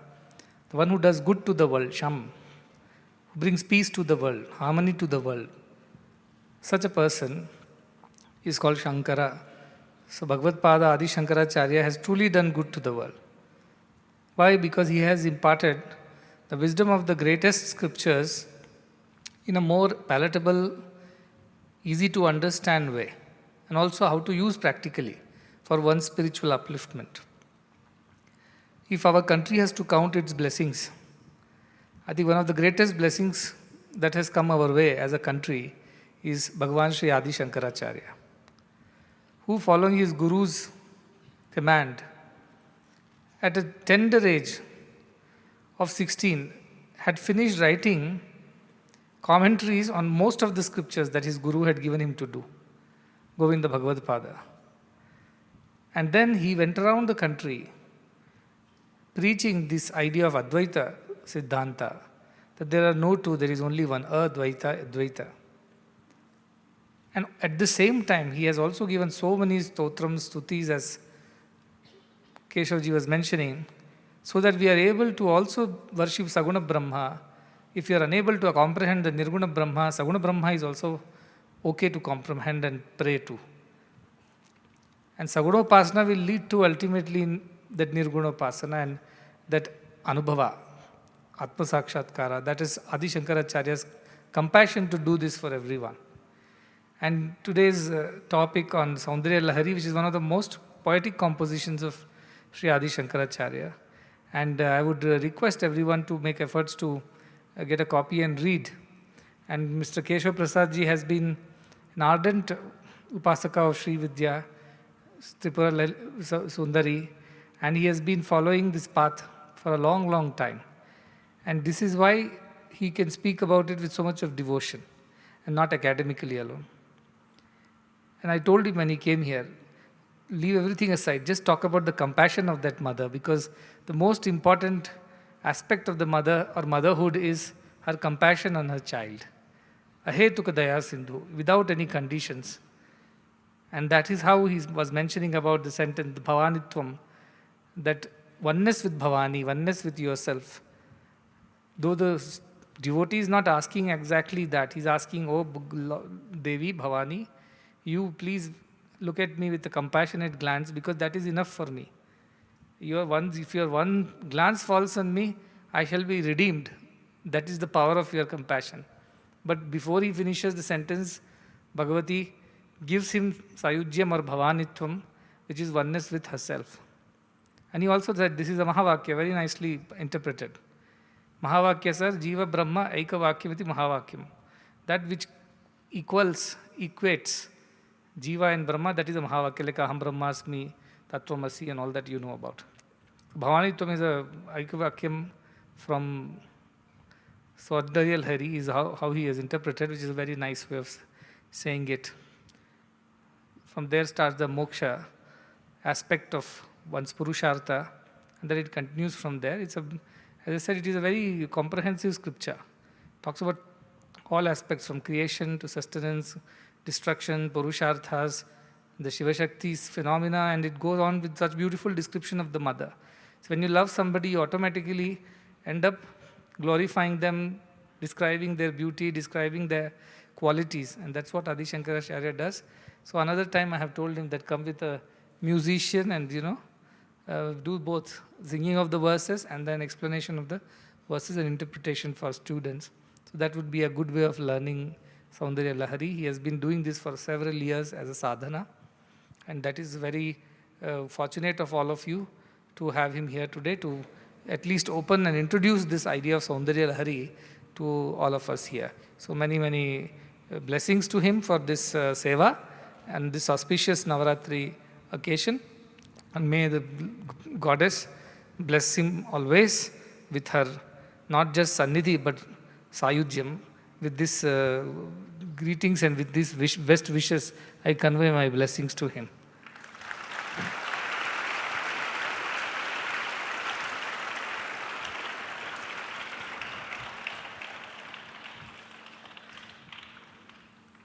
Navaratri is special because this is the only festival, or this is one of those special festivals where we worship the very Parabrahma Tattvam as Mother Goddess. Yesterday we heard what is Shiva, what is Shakti, the Supreme Consciousness, which does not do anything, the Supreme Witness Consciousness, if I can say so. That is Parabrahma, Param Shiva, and the energy manifestation of that is Paramashakti, and she manifests everything. That energy manifests as all the matter, and therefore the matter is permeated with energy, but energy itself is based on that Supreme Consciousness, which is the substratum. That is the Advaita Siddhanta, which is also seen in Saundarya Lahari and so many other Upanishads of our heritage. And yesterday I told that Brahman, the idea of Brahman is not Brahma. Brahma, the creator, the sustainer is Vishnu, and that Shiva, the destroyer, is again not the Paramashiva we are talking about. This Shiva is the one who is in charge of mainly Rudra. But the ultimate principle of auspiciousness, the beginningless, endless aspect of divinity is represented as Paramashiva. And that is, again, in our scriptures you will find many times, interusage of terms, and that can sometimes put you into confusion. But please pay some attention and delve deep into what it's symbolizing and what is it indicating. And that is how you will be able to interpret and understand the scriptures correctly. So we talked about that Brahman as the ultimate substratum. And if you go to Upanishads, especially Aitareya Upanishad, you will see how the creation came into existence. In the beginning there was nothing, that's what it says. It alone was. And then that presence, that consciousness, which had no form, no name, no attributes, it wanted to create. And that is how elements came into existence. Scientists will simply call it as a Big Bang happened, and then everything came into existence. And gases interacted with each other, matter formed, matters flew in all directions, and then galaxies and universes formed. And in each of these universes there were planets and stars. And then in one of those universes, in one of those galaxies and the solar system of ours, our star being sun, and Earth being the planet where life happened. And all these creation, the story of creation will be told by the scientists in this way. But our Upanishads put it very simply, and it's very interesting to read Aitareya Upanishad. I will request our Prakashana team to slowly start releasing all the Upanishad talks which happened during the lockdown time of COVID. And that was a wonderful time. Not that we should have it again that way, but if we have time where we can withdraw from everything else and meditate on these scriptures, I think that is once in a century kind of an opportunity we got, and we studied all the Upanishads, many scriptures, when that is the time when Paravidya was introduced. And now a lot of our students understand what these terms are. Otherwise it's very difficult for youngsters to understand because these are not discussed at all at homes and at schools. But our fortune, you see, that we are able to listen to speakers like these. We are able to discuss these ideas of what is all this about, what is this universe about. And this is the idea. He said that Paramashakti, she became Brahmanda, she became the entire universe. It means entire universe is permeated by the same energy, which is nothing but that mother goddess. And in her purest state, she is nothing but supreme consciousness only. Because from that consciousness came the first manifestation of energy. Energy became matter, and all the universe came into existence. That is how it has been described. I was walking there, and one girl was holding a painting of two birds on the tree. For those who are new, the story comes from the Mundaka Upanishad. It's one of the Upanishads. And Upanishads are the philosophical part of our Vedas. Vedas are our most ancient scriptures. And from there are many aspects of Vedas. Agama Shastras are there after Vedas. And during Vedas, inside Vedas, Karma Kandas are there, Upasana Kandas, Brahmana, Aranyaka, all these other. The Upanishad part of the Vedas is the most beautiful philosophical part of the Vedas. And that part is the most beautiful which we must study. And these Upanishads actually tell us the ultimate truth, which is nothing but that Jivo Brahmaiva Naparaha, that we are all divine. No other scripture, no other religion of any other part of the world says that you are none other than divine. Everybody puts us as you are different from divine. Even in India there are philosophies of Dvaita, Vishishtadvaita. But Advaita philosophy that Adi Shankaracharya promoted at that point of time, it destroyed all the conditions of the previous times where people were segregated into various classes because they were not supposed to be divine. But once you are divine, everything is divine. Gold itself can become a bangle, can become a chain, can become a ring. But everything is gold. Shapes and forms are different. But the gold, the underlying principle of gold is one and the same. And when you melt the bangle, it can become a ring. When you melt the ring, it can become a chain. So forms and names and shapes change, whereas the gold remains the same. It permeates every aspect of every ornament made out of it. Likewise, the whole universe is permeated by the same supreme consciousness. Therefore, you may call it a ring, I will call it gold. You may call it chain, I will call it gold. You may call it a bangle, I will call it gold, because it is made of gold. Yes, its functionality is different. Ring has to be worn in the finger, bangle has to be worn in your hand, and chain has to be worn in the neck. But the substance with which it is made is one and the same. That is the idea of Advaita. That we are all made of the same supreme consciousness. Forms and names are different. Our matter is different. How? Some people are tall, some people are short, somebody's skin is bright, somebody's is dark, somebody is a woman, somebody is man. All these are differences in the matter part of it, the biology part of it. Go a little deeper, we all are full of energy, that energy which permeates every cell of our body and makes us work, think, do everything. That energy is one and the same. But even if you go a little deeper than that, one may say I have more energy, somebody, old man will say I have less energy, somebody will say I have different kind of energy. Some people are poetic, creative, some people are sportsmen, some people are Vedic Pandits, so their energies are being used in different ways. So it may appear that that energy is different, this energy is different. But again, you go one more level deeper, one supreme consciousness that energizes everything, that animates everything is one and the same. Like the electricity which is one and the same, whether it is bulb, fan, light, mic, whatever. The usages are different because it's interaction with various equipments. Like that, ornaments are different, but the gold with which it is made is one and the same. So also our bodies are different, our minds are different, our habits and our likes and dislikes are different, our abilities and our capacities are different, but that supreme consciousness which is the reason why we exist is one and the same. This is the idea of Advaita. We understand it theoretically. We do not experience it, therefore we don't believe in it. See, unfortunately, whatever is seen is what is believed. Seeing is believing, they say. But in spirituality, it's the other way around. You have to believe what you don't see also. Because all the things that are to be measured by senses alone are considered as real or true. But there are so many things that cannot be weighed, measured in tape or weighed in kgs, like mother's love.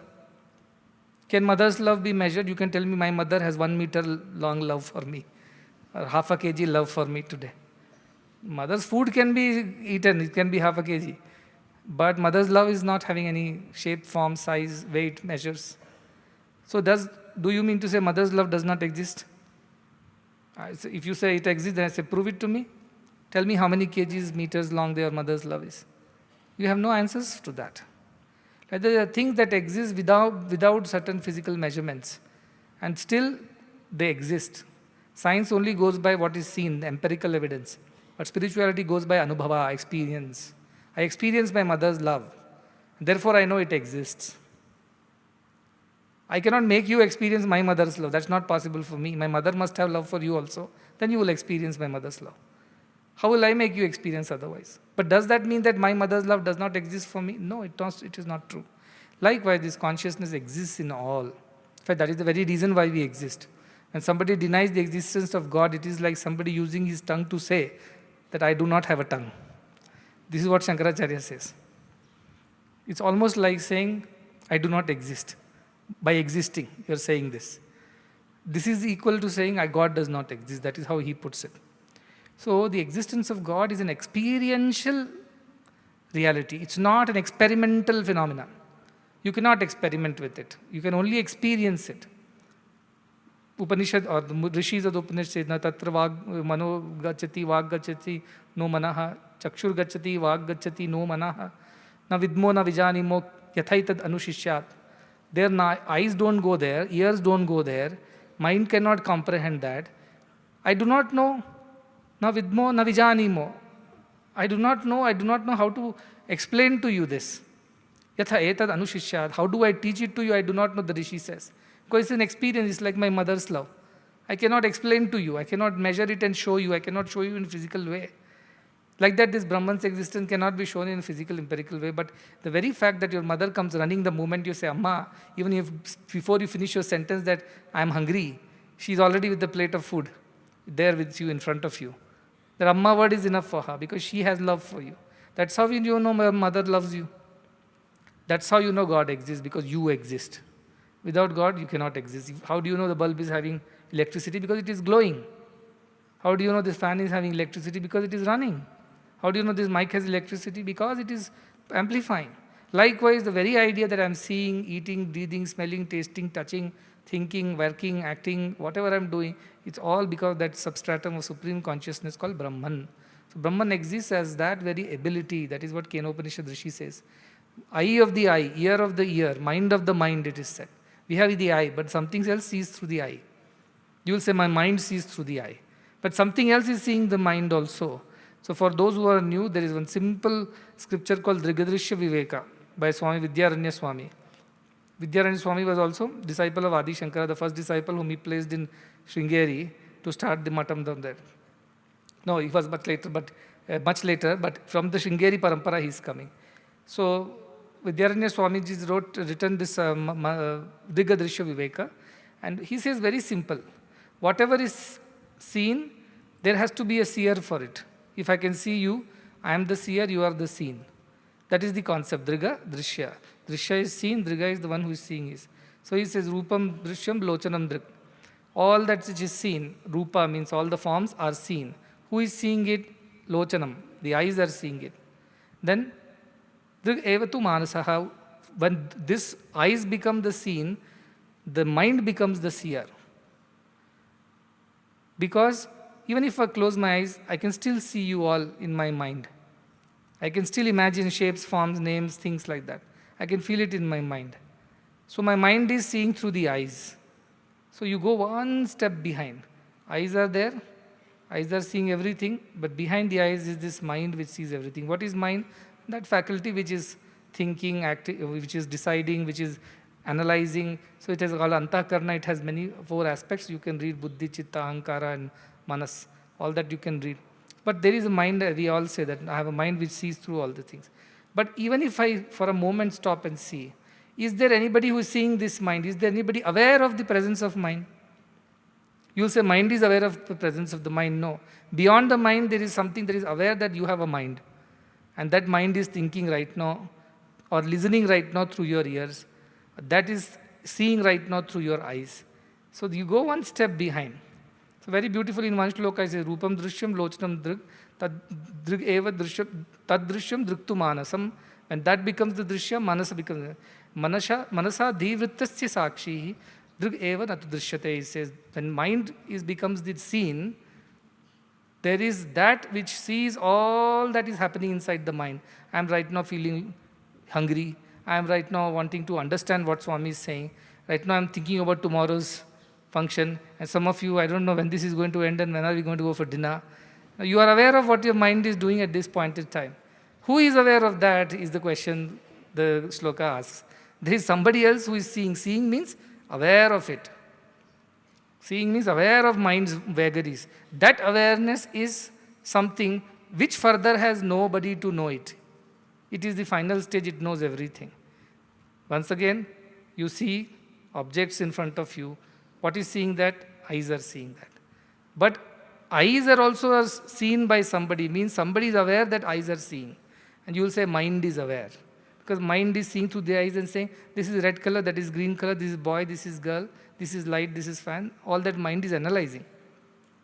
But mind is analyzing, this idea comes from where? Who is aware that mind is analyzing? Who is aware that mind is right now worried or thinking or doing whatever? There is this consciousness which is aware of this mind. That consciousness is called prajnanam. That is all is known as Brahman. Prajnanam Brahma, it is said. That consciousness itself is Brahman. So our definition of God is pure supreme consciousness, which sees the mind, then the mind sees the eye sees the objects. But last and the final stage of awareness is the reason why mind is able to analyze, interpret, understand, eyes are able to function, and we are able to see the material world outside, the matter outside us. That is the idea of withdrawal. See, science of spirituality is not external, it is internal. All science is external. You want to break the matter into pieces and find what is what. But ours is withdrawal, uparati. You have to withdraw and go within, layer by layer. Go from object to the eyes, from eyes to the mind, from mind to that consciousness or awareness. That awareness has nobody else to see. Nobody sees that awareness. It is aware of itself. That is the idea of our understanding of Brahman. So it's very beautiful. You have to practice this. I can say it in so many words, but you will not understand. So what Adi Shankaracharya says that, he himself says in the shloka, I am incapable. I am undeserving of all these great knowledge. But mother, you are very compassionate. You will give food even to your undeserving child, even to the notorious child, even to the child who troubles you. When the lunch time comes, however angry the mother may be with the child, will she eat unless the child has eaten? If some mother does that, she is not a mother at all. Why? Because mother cannot eat. She has so much of compassion for the child that if lunch time comes and this fellow has made a mischief and she wants to punish the child, and if she does not feed the child, she will also not eat it. That is the nature of mother. So this mother, Lalita, who is the mother of all, Brahma Kita Janani, she is the mother of the Brahma, she is the mother of the Kita, means insect also. Chima nunchi Brahma Varku, as I say. From the insect and to the Brahma, means the creator of the entire universe. She is the mother of all. How will she eat if her child has not eaten? So the idea is that this mother is so compassionate. What is Adi Shankaracharya's strategy? Forget about your self-effort and realizing divinity and all. Just go fall at the feet of the mother, saying, Amma, please have compassion. I am undeserving, I am incapable. I know I do not even qualify for all these things, but you are very compassionate. You can place your hand on my, not even hand, look at me from the corner of your eyes, and you will be able to redeem me. You will be able to redeem me because your compassion is far, far, far greater than my deservedness. Therefore, I fall at your feet.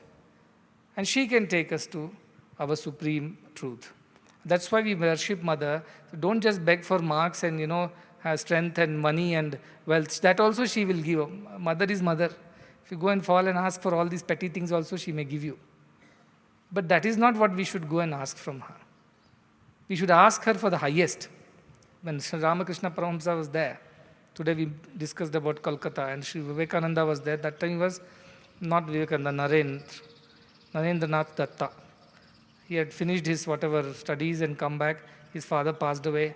The family was in trouble. There was no money. They were very poor.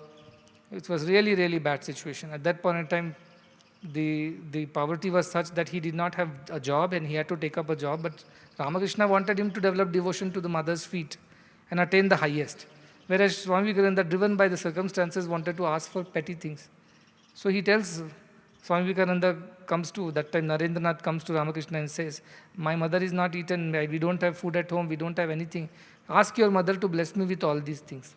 Ramakrishna says, why should I ask? She is your mother also. You go and ask. He sends Vivekananda inside the Garbhagudi. And Vivekananda goes with firm resolve that today I will ask my mother, this mother goddess, to solve all my problems. What are problems? Financial problems, health problems, wealth problems, all kinds of problems. Property litigations, job promotions, child's marriage, all kinds of things. And he goes inside. And what does he end up saying? Amake, bhakti dao, gyan dao, vairagya dao. Means give me bhakti, devotion, jnana, wisdom, and vairagya, detachment. He goes inside, he loses himself in the devotion and asks for these things and comes out. And Ramakrishna teases him saying, so he finished asking for money, all that. He says, oh, I went inside and I forgot about it. Let me go again. Sometimes our devotees also come with a slip to me. Because the moment they see me, they forget all their problems. And then they go out of interview room and then they, we should have asked all these things. But But I also have a trick up my sleeve. When I don't want to give anything that they're asking, I distract them like a mother into other things. And then they go back without asking. And I'm freed. Likewise, he goes again and asks the mother. Again, the same words come out. I want bhakti, jnana, vairagya. I don't want anything else from you. Then Sri Ramakrishna blesses him that let his faith in this remain steady. And he has the experience of this oneness, which is only by the grace of Mother Goddess. And that puts him on this path. And today he became the reason for so many people to join this path. He inspired so many more. Like Adi Shankara, who inspired in his time so many more people to walk this path. He had only 4 disciples whom he placed in 4 corners of the country. With that he has built up this whole Advaita. And today Adi Shankaracharya, in my opinion, is the reason why we are all sitting and discussing something like Brahma Vidya or Paravidya or about such concepts of Sanatana Dharma. It is to Adi Shankaracharya's credit. We have an idol of Adi Shankaracharya which has been installed as inspiration for all our students and devotees. It's right next to the Veda Pathshala. It is beautiful and in Chinmudra. You should go there and offer your prayers. More than offer prayers, yesterday we learnt yajnas are about offering our gratitude. So go to Adi Shankara and offer a gratitude. What is the gratitude you can offer to Adi Shankara? Oh Adi Shankara, you took efforts to write commentaries on these scriptures. I will make efforts to read them at least. That is the gratitude you should offer to begin with. You see? Very, very important. And this Adi Shankara statue was also installed by Jagat Guru from Sringeri Sharada Peetham, which is the oldest Shankara Peetham in the country with an unbroken parampara of over 1200 years. Not even one day the Peetham was shut down or puja was not performed or the Guru was not in place. Not even for 1 year, despite all the invasions, attacks, all the changes in the last 1200 years. That is the only Peetham in the country where a Guru was always there, where the pujas were always happening, where learning and teaching was always happening, despite all the other things that have happened. That is why I was so fond of that Peetham. I went and requested the Jagat Guru to please come and install the Adi Shankara statue here. And generally they do not go to any place other than the places of worship, which are traditional places, or their Peethams. First time, I do not know in 1200 years or not, but at least in the recent history, first time a Jagat Guru of Shankara Peetham, Adi Shankara's Sringeri Matham has come to a new place which is not under their Adinam or Peetham, which is not a traditional Devasthanam as per the whatever our Agamas. It is a new social service organization where we started a Veda Pathshala and the Jagat Guru came. I think he took this extra effort to show appreciation for what we were trying to do, and he was the one who installed the Adi Shankara statue. Jagat Guru Sri Vidushekara Bharati Swamiji had come, and you also should go and see that statue and sit down a moment. That's called Shankarvanam. Sit down there and meditate on what Sri Shankaracharya is saying. He says, Jivo Brahmaiva Naparaha. I am also divine, but with all my follies and faults and shortcomings, how am I divine? At least I will try to believe I am divine, but this next fellow, impossible. With his kind of things, not in this lifetime. We do not accept others' divinity. Adi Shankara says everything is divine. Our Upanishads say, our Vedas say, Sarvam Kalvidam Brahma. Everything is Brahman. Ant, insect, good, bad, ugly, beautiful, everything is Brahman. Why? Because the substratum, the underlying principle of consciousness permeates everything. That consciousness is Brahman. Using that, he is saying everything is Brahman. Like using the idea of gold, I am saying everything is gold. While others say it is bangle, it is ring, it is chain. Using the idea of electricity, I am saying everything is electricity. You may say that is bulb, this is fan, this is mic. Using the idea of space, I will say everything is space. You will say this is Premamrutham hall, that is ground, that is hospital. So Adi Shankara's vision of Advaita is that deeper vision of oneness of everything. You can also practice when you go back to your hostels. See things, then close your eyes and see, my eyes were seeing that. Now who sees this eye? My mind is seeing this eye. Now who sees this mind? There is something in me which is aware of this mind. That sthiti is called Brahma sthiti. So it's not actually so difficult. No, Brahma Jnana or Brahma Vidya, so to say, is very, very difficult to achieve. But also it is the easiest thing to achieve because you are that, you are made of that. Suppose you have to go and get something from which is available only in America. You will have to make efforts to go to America and get it. But what is already you, what is in you, above you, around you, below you, why do you have to go anywhere to get it? You only have to turn your vision into the right direction and put some efforts. Efforts is of purification. What is purification? Your mind should be pure. What he said, Shuddha Manas, Pavitra Manas is required. Any sankalpa will be fulfilled here. You ask for Brahma Jnana, you will get Brahma Jnana, provided you purify your mind first. Then you will say, then I will ask for purification of mind, provided you do service all the time first. Then you will ask, okay, then I should do service all the time. Very well, do. That's why you are here. Karmani chitti shuddhartam ekagryaartham upasana Brahma vidyartham. This all, what is our Vedic students will tell. Karmani chitti shuddhartham ekagryaartham upasana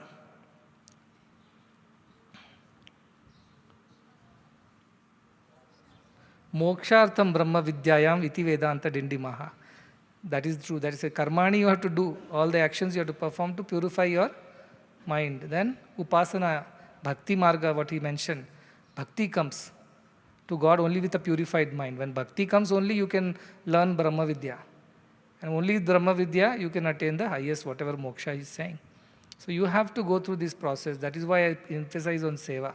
Do everything as sarva karma bhagvat prityartham. Do everything for the love of God. That kind of seva will take you to Brahma Vidya.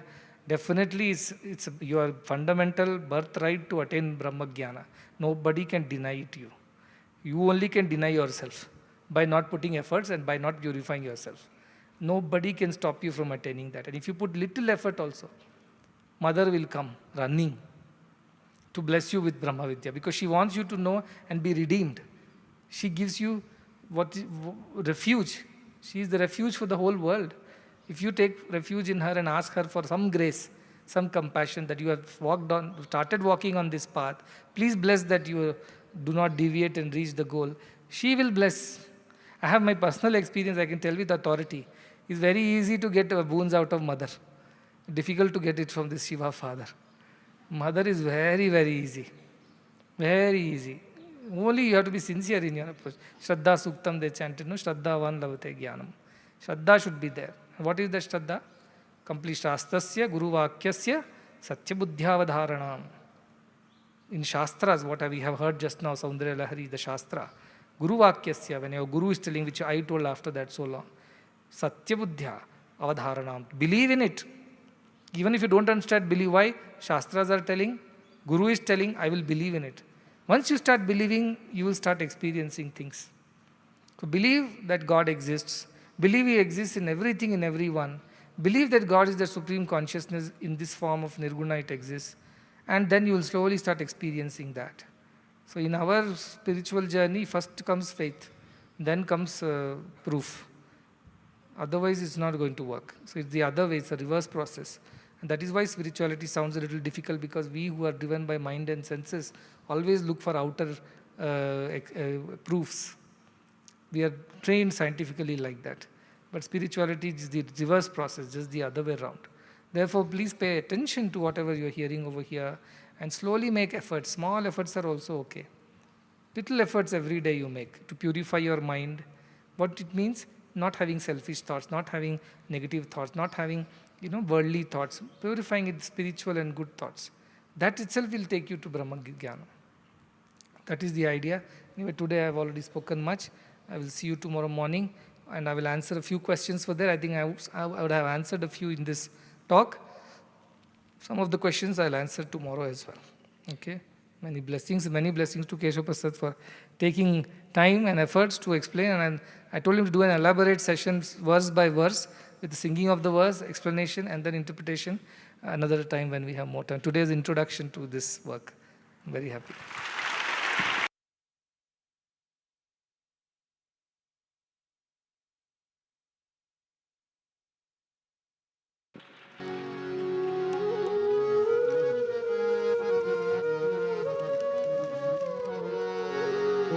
जय जगदीश हरे स्वामी सत्य साई हरे भक्त जना संदर्श भक्ति महेश्वर ओम जय जगदीश हरे शशिवदना श्रीकरा सर्वा प्राणपते स्वामी